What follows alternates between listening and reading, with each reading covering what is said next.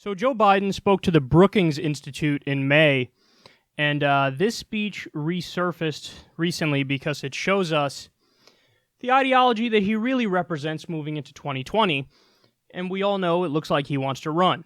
So let's take a look and then we'll discuss. So here's what we have to change in my view. I think they're answers.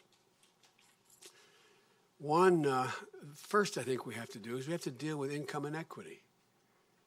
I love Bernie, but I'm not Bernie Sanders. I don't think 500 billionaires are the reason why we're in trouble. I hope my grandkids grow up to don't listen to their parents who all decided to do something, run the World Food Program, another one be Attorney General, another one run a social organization for at-risk youth. You know, they got all this education, and I should have had a Republican kid. So when they put me in a home, I'd have a window with a view. You know what I mean? But now there's going to be no view. But all kidding aside, we have not seen this huge concentration of wealth. And the folks at the top aren't bad guys. I get in trouble in my party when I say wealthy Americans are just as patriotic as poor folks. I found no distinction. I really haven't. But this gap is yawning. It's gaping. Paul Ryan was correct. When he did the tax code, what's the first thing he decided we had to go after? Social Security and Medicare. Now, we need to do something about Social Security and Medicare. That's the only way you can find room to pay for it. Now, I don't know a whole lot of people in the top 0.1%, where the top 1% are relying on Social Security. So this story is actually really, really important because it just occurred to me recently that this is their new dodge.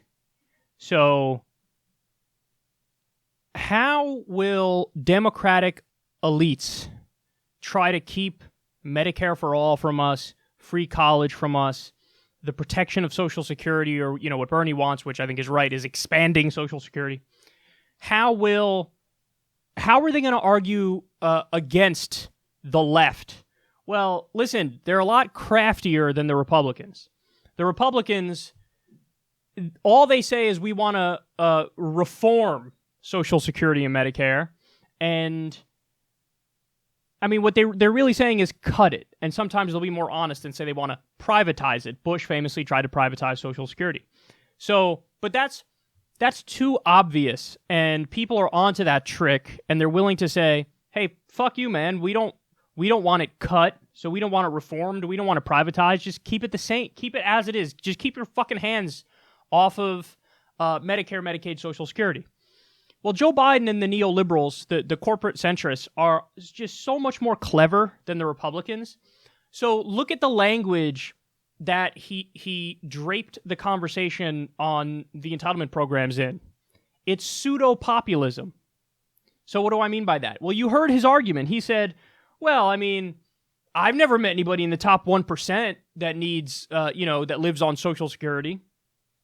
So in other words, what he's trying to say is, we have to means test these programs. So if you're in the top 1%, hey, maybe Social Security doesn't apply to you, and that's one of the ways that we can save Social Security. Now, what's the problem with means testing?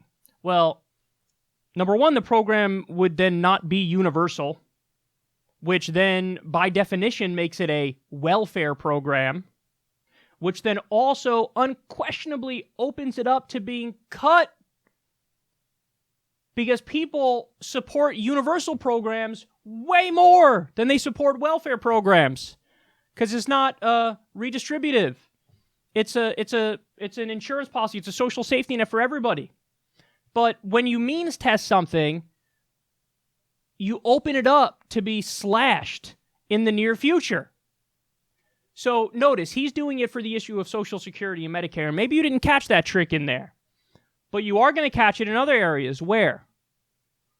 Well, when Bernie Sanders and the left, come roaring to give us Medicare for all, I guarantee you this is going to be one of the dodges. Again, hear me now, quote me later.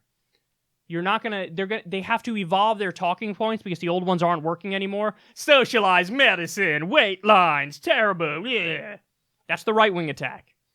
The left wing attack is going to be, or left. The neoliberal attack is going to be.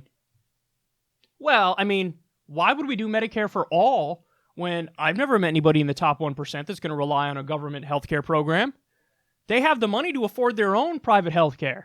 So, by you supporting Medicare for all, you're actually less progressive than me because I want to means test any Medicare for all system and I want to leave the 1% out. So this is the dodge. And you know where else they did it? And we have a story later about this exact issue.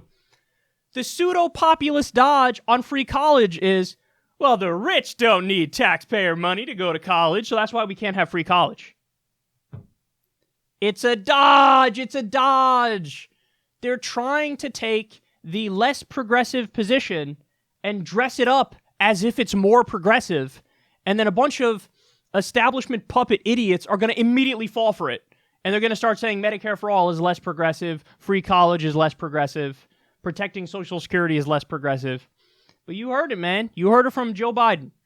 Paul Ryan's right about Social Security.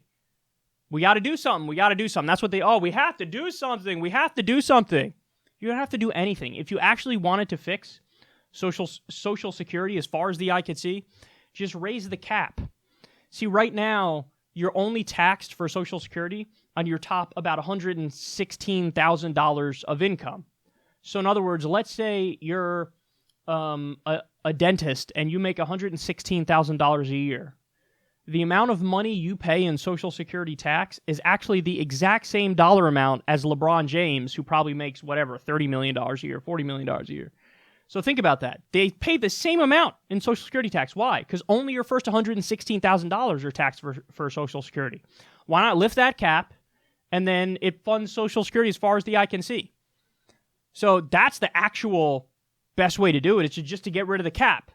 But he's talking about means testing it, making it no longer universal, but a welfare program. And then once you make it a welfare program, tick-tock until it gets totally gutted. So this is their new dodge. And just so everybody knows, this is Joe Biden moving into 2020. He may actually be dumb enough to position himself as, if he runs, which he likely is, he might be dumb enough to position himself as the successor to Hillary Clinton. You know, I'm the centrist, I'm the progressive who likes to get things done, and I'm going to wag my finger at the entire base of the party and the entire country and say, we can't imagine a much better future. We need to tweak around the edges, and that's it. And you heard some of the other rhetoric in there, too. What's wrong with the rich? What's wrong with the rich? I'm not Bernie Sanders. Sure as hell got that right.